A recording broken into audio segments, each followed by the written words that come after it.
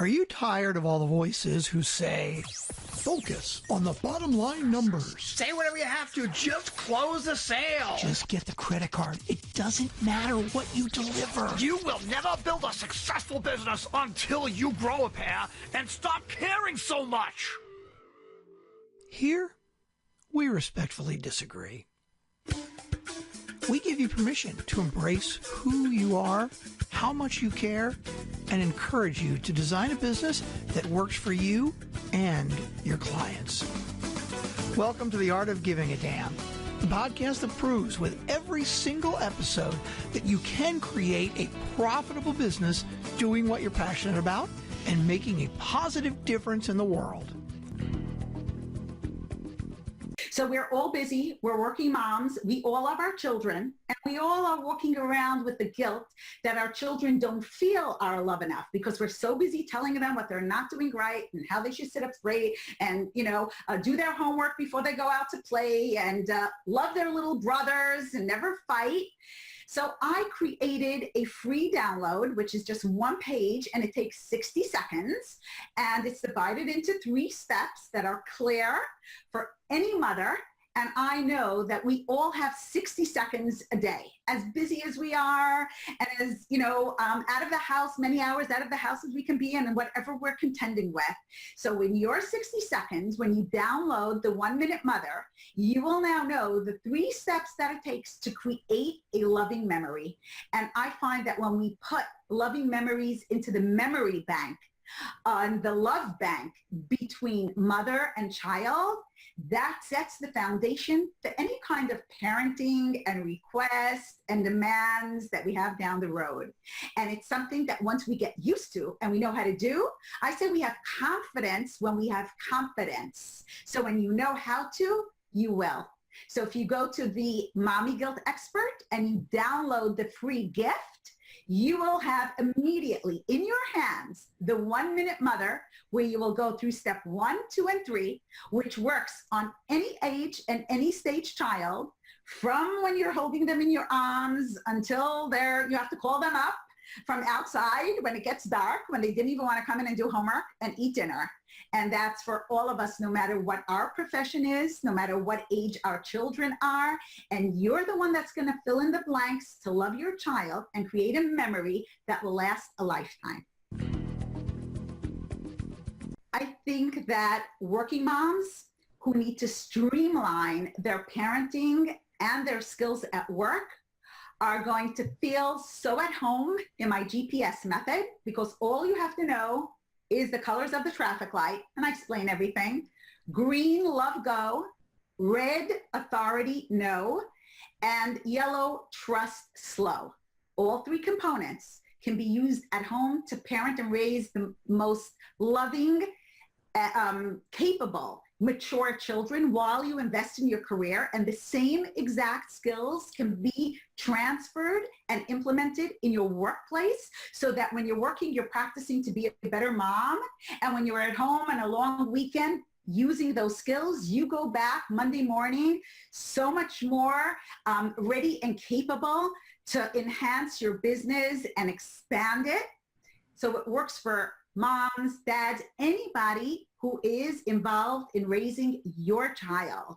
And I prepared a bonus for your audience, for the special moms who are dedicated and devoted and committed and just need me to hold their hand, take them through it so that they can enjoy every single moment they're raising their child and not be concerned that they'll have regrets looking back, thinking, I could have and I should have done it differently. So if they go to www.buygpsnowbonus, again, buy GPS Now Bonus, they will receive lifetime access to this GPS online program and the extra bonus, which is a secret, but it's something that is going to resonate with working moms, and all of you will enjoy what I am giving you, prepared for you, what I struggled with raising my 6 children, and I want to ask you to join thousands of working moms across the globe learning how to live and love raising their children while they invest in their career. Now here's your host, Michelle Schaefer. Welcome to another episode of The Art of Giving a Damn. My guest today is Amanda Neely. Amanda, welcome to the show. Hey, thanks for having me. I'm glad to be here. Well, I got to say, anybody who lists in their bio that they have at one point run a coffee bar is going to get my attention. So Absolutely. I'm drinking some locally sourced coffee right now. Nice. We definitely have to talk about that.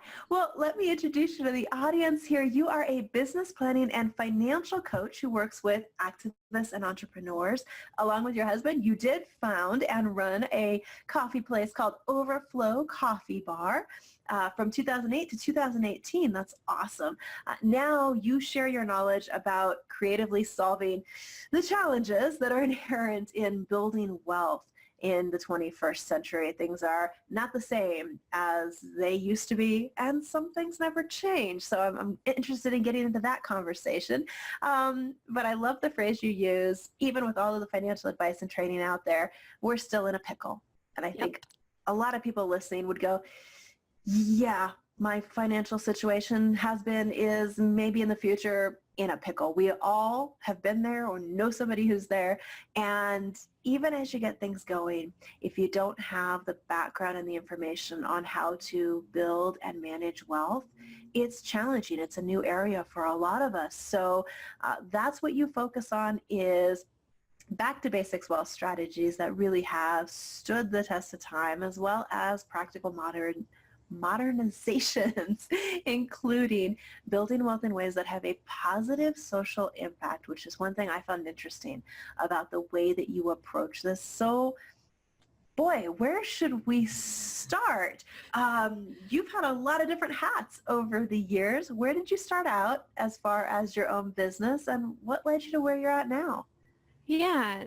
So really, like, my career path has been informed by, my upbringing. When I was born, my parents are public assistants. Okay. My mom went back to school when she was in her 30s in order to be able to provide for our family and kind of bring us out of poverty, which she did. And she's one of my heroes because of that. And so then when I was looking at what do I want to do with my life, I started in the nonprofit sector because I wanted to be of service. I wanted to make an impact, change the world. Yeah. And as I did that, I started seeing, so I was on the fundraising side and in particularly doing grant writing. And so gotcha. when I looked at what I was doing, I was like, really what this boils down to is I'm taking rich people's money and then telling poor people what to do with it, and how they need to help themselves. Right. And I felt that just didn't sit right with me. I thought, how can we empower people that are experiencing poverty to help themselves and decide the best way forward for themselves? Yeah, based on, academic research, based on, factors that, we can think through together and all that, but really where they get to decide their own future, not just do what an outsider, tells them to do.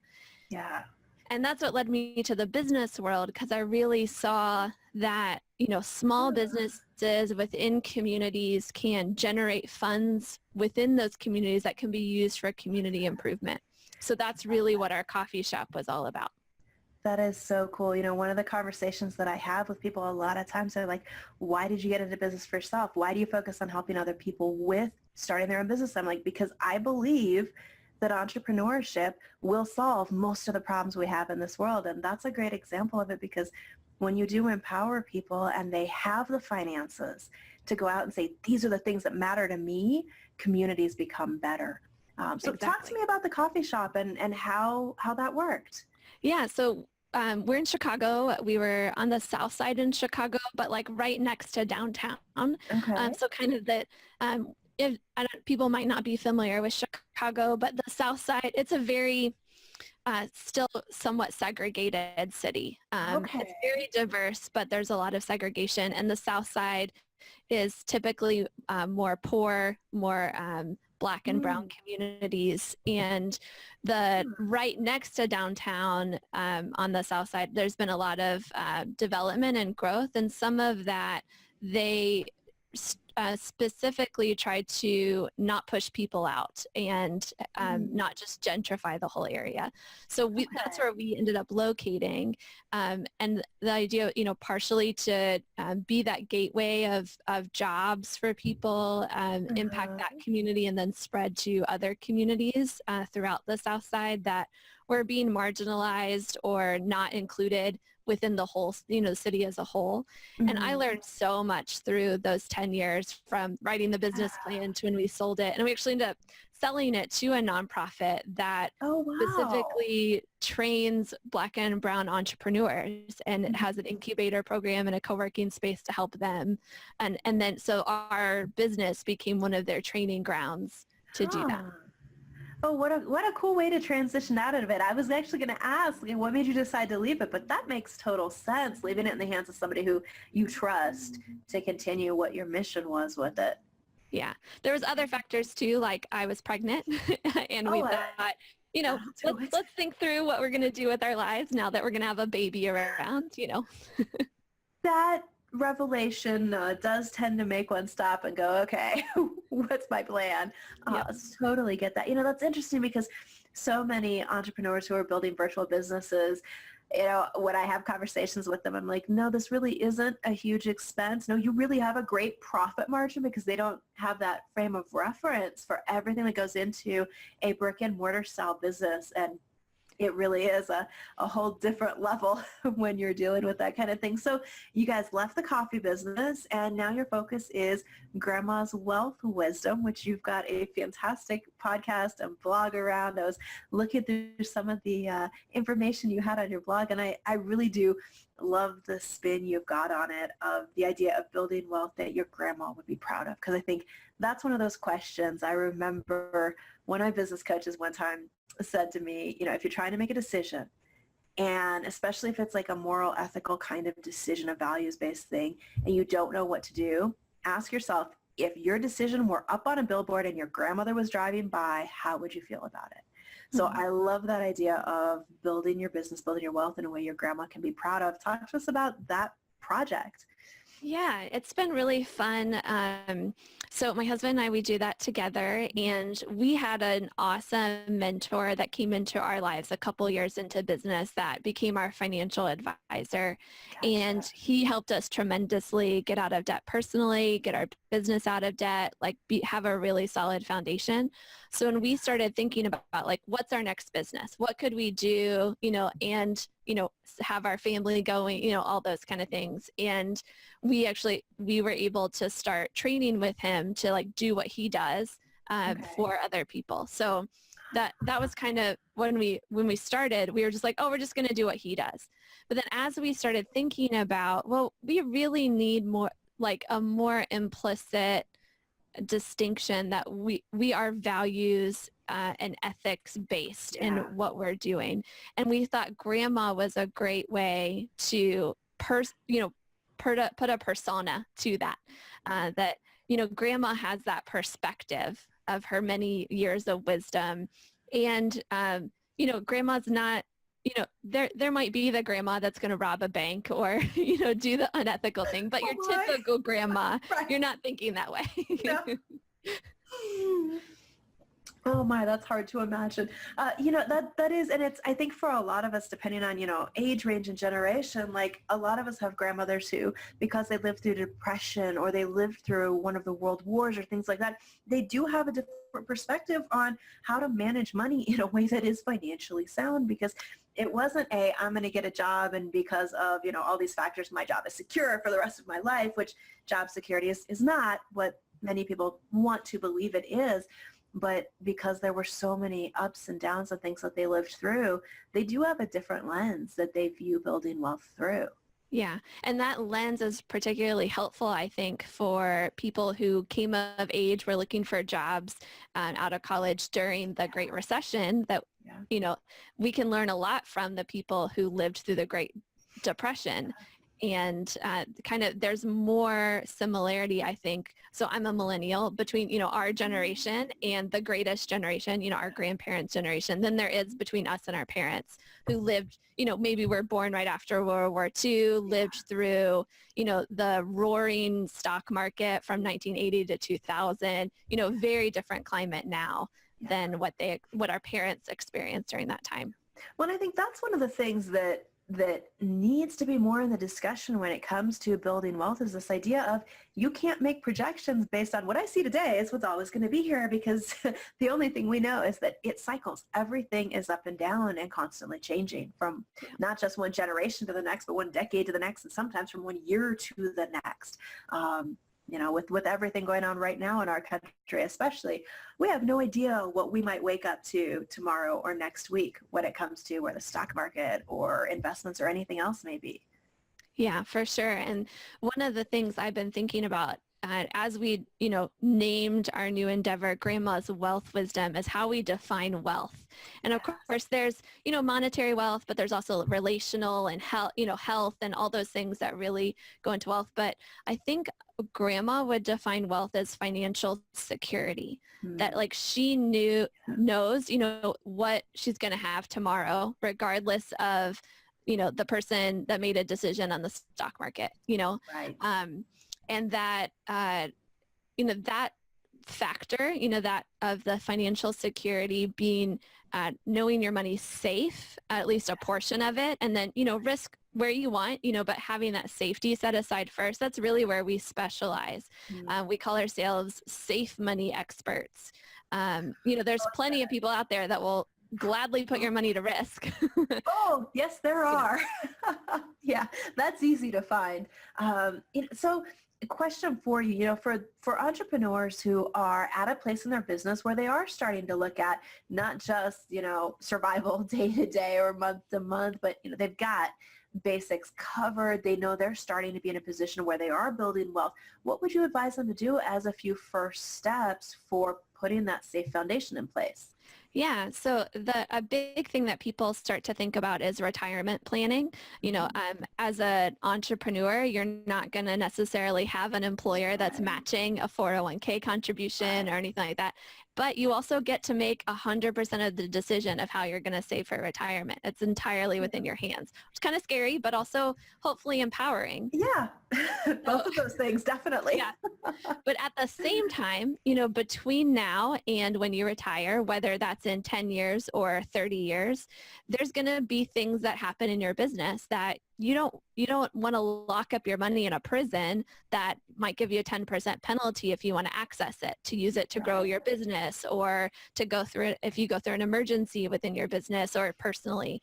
So we like to look at both the short-term and medium-term needs, as well as that long-term retirement, and kind of figure out a way to balance those things, save for retirement in a vehicle that's going to keep your money accessible to you so you can use it between now and then. And maybe it's not for your business, maybe it's for a kid's college, or maybe it's to buy your first home, or, and then also balance that with paying off debt. Maybe there's strategies for paying off debt that aren't going to sacrifice your retirement long term. We like to think through all those things in a holistic approach and put together a strategy that's looking at not just the long term, not just the short term, but the whole picture.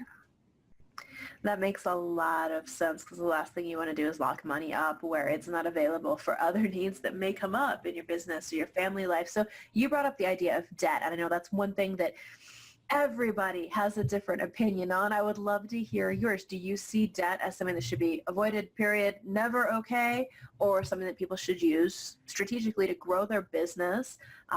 Where do you come down on that debate? Yeah. So is it okay if we do a little fun exercise? Sure. Okay. So let's say you have $100,000 and just, equity in a home. Let's just use that as an example. And you could take out a mortgage. Let's say that mortgage is 4.5% interest on that 100,000. And then let's say you took that out, that equity within your home, that 100,000, and instead you put it into a vehicle that was going to pay you 3.5% in interest. Do you think that's a smart decision? Well, if I remember my math correctly, it seems like you'd be losing 1%. Exactly. Yes. Okay. So at the beginning you would, right? Okay. So then over time you start making your payments on your mortgage, and that the first year you pay 4.5% on that 100,000 in interest. So you're paying like 4,500. But as you make those payments, your mortgage amount's going to go down. Right. So then that 4.5% goes down as well, right? Mm-hmm. What happens with the other account if you've got $100,000 there that's gaining 3.5% interest? Right. So it would be growing. Yeah. Instead of So going that down. that first year you'd get 3,500, right? So you'd have 103,500. How much do you get the second year? That's going to require More. a calculator. More. Right. Yeah. So that's not saying that that's what anybody should do, but that's the kind of thinking that sometimes we like to play with. So if you knew that 3.5% was going to be there over the next 30 years and you'd pay off that $100,000 mortgage payment in 20 years, that might make sense. But you also wouldn't want to risk that $100,000 on a roulette wheel, Don't take it to Vegas. No. Right. The same, like maybe you wouldn't want to put it in the stock market because you don't really know what's going to happen with it over time. But what if you could find a vehicle that would guarantee you that increase and maybe, see that compounding effect every year? Then maybe the debt makes sense to take out that debt and go after it. But at the same time, if that would stress you out, if that, wouldn't feel good, to have that debt, then maybe you don't do it. But if you can live with, I could cash out that, that money that's growing and pay off the mortgage at any time, then I'm not really in debt, then maybe you'd feel okay with that. That's the kind of thing we like to explore with people as they're deciding, do I pay off debt or do I go a different route? Yeah, that makes sense, really looking at the holistic view of the balance sheet and what are your assets and what are the other pieces there. So that's an interesting answer. Thank you. I'm sure you get that question all the time, but I know it's one that like every financial advisor out there seems to have a different take on it. Personally, I paid off my student debt as quick as I could. I didn't feel comfortable with that, kind of debt, but also I would feel comfortable with a mortgage as long as it's not more than, the equity that I have in my home. And I want to, I'm not paying mortgage insurance, because I didn't put enough down payment. There's ways to be smart about debt that way. Right. Well, and that's where it makes sense to get the help from somebody who sees the whole picture and knows the, do's and don'ts and where things tend to go wrong and tend to go right. Because most of us are definitely not experts in that particular field. Yeah. Well, so as you're working with people and looking at those different pieces of their financial health, what are some of the biggest things that you see entrepreneurs managing their businesses doing right or wrong? Yeah. So the wrong, the big one is not knowing their numbers, not having a clear picture of where things stand. Yep. And kind of just putting their fingers in their ears and going, la, la, la, la, la, la, la. Doesn't work. Right. And it's fun then to see them say, okay, I know I want to change. And then I just want someone to help me walk through it. We're entrepreneurs. A lot of us, including myself, have that free-spirited side. Yes. And it's fun to maybe for a couple hours set aside that free-spirited side, get serious about things, have someone else crunch the numbers for you so you don't have to play with the spreadsheets, but then, come back to the free-spirited side knowing you've got a plan, and that you can be more free-spirited in other ways. So Absolutely. That's a big thing. Yeah, one of the things that was a big smack in the head, I guess, for me in business was really realizing that it's not freedom when you don't know your numbers and you don't know, here's what my margins are, here's where I can afford to put some more money towards, here's where I need to be careful, because especially as your business grows and you're looking at scaling and running advertising campaigns and what can you afford to pay to acquire a client in different pieces, you got to know your numbers for it to make sense. I've had so many people come in and we start looking at what they're doing and I'm like, I see what an average client value is for you. You are losing money on this campaign and they don't run their numbers, so they have no idea. And really, accepting and embracing the idea that discipline in certain areas is what buys you the freedom in other areas is really one of those, okay, let's have an adult business type concepts. Yes, absolutely. Yeah. And then the big mistake that I made that I'm starting to see a lot of entrepreneurs take really seriously, and I'm really excited about this. We got to the point in our business where we celebrated. We said, yay, we're profitable. You know, it was a coffee shop. It took a while, but we were like, yay, we're profitable.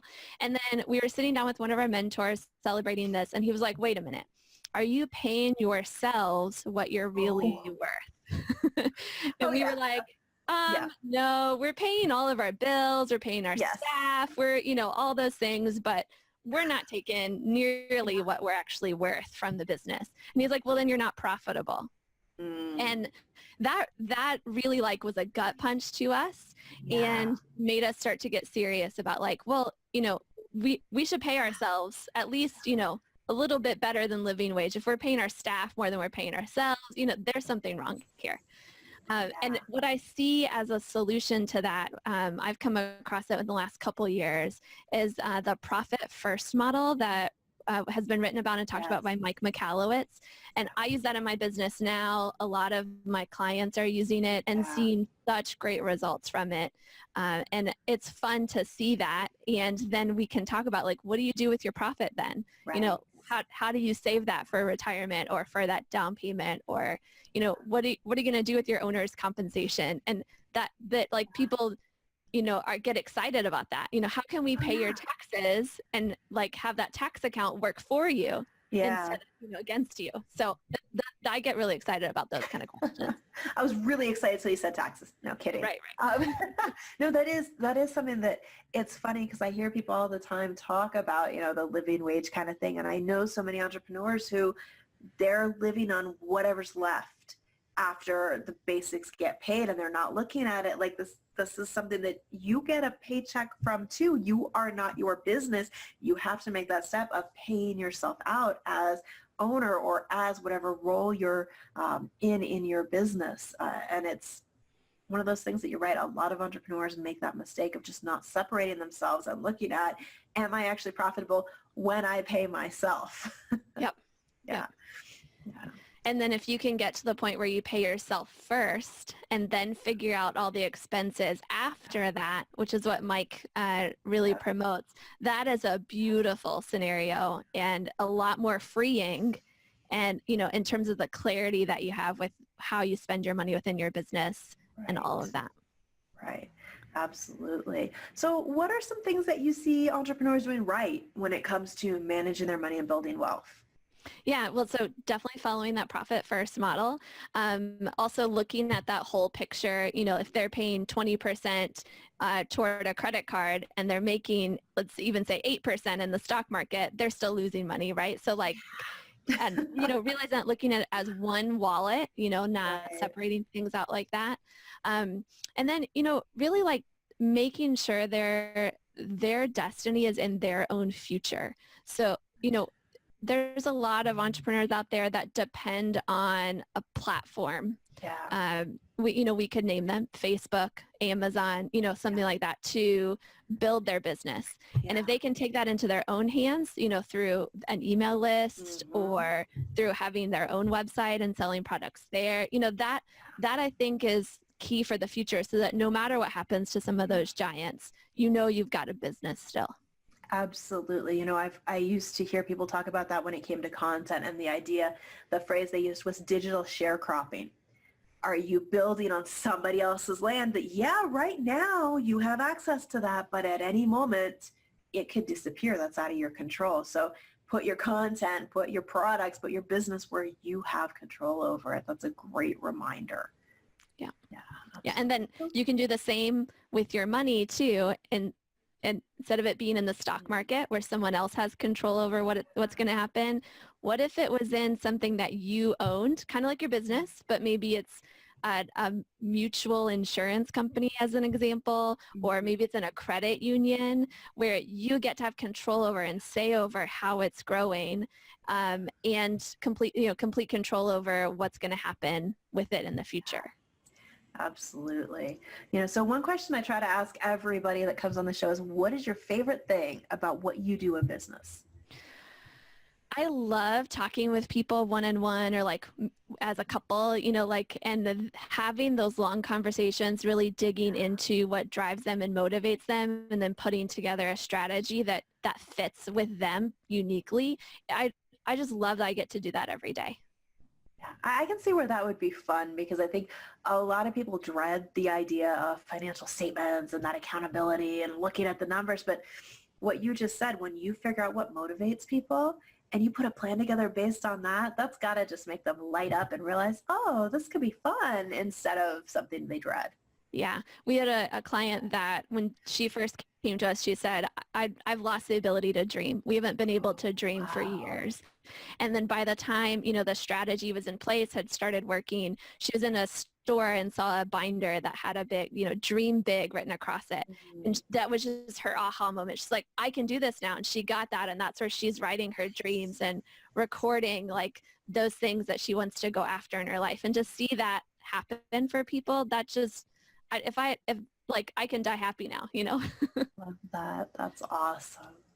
All right. Well, for everybody listening, you can connect with Amanda, find out more about what she's up to, have maybe that one-on-one conversation with somebody who can help you take a look at the bigger picture at grandmaswealthwisdom.com. Or if you're listening to this on iTunes, Stitcher, anywhere podcasts are, just type Grandma's Wealth Wisdom in the search bar. You can find her podcast that way, and take a listen. It might just be something that would help you to look at wealth and look at your finances in personal as well as business a little bit differently, and figure out what's a plan that's going to get you excited and dreaming again. Amanda, thank you so much for your time today. Thanks for having me. This has been great. Absolutely. All right. For everybody listening, please rate, review, like, subscribe, wherever you're at. Leave me some feedback. Let me know what you loved, or if you have a specific guest in mind you'd like to see. I'd love to know that too. And we will see you back again for another episode soon. Thanks for tuning in.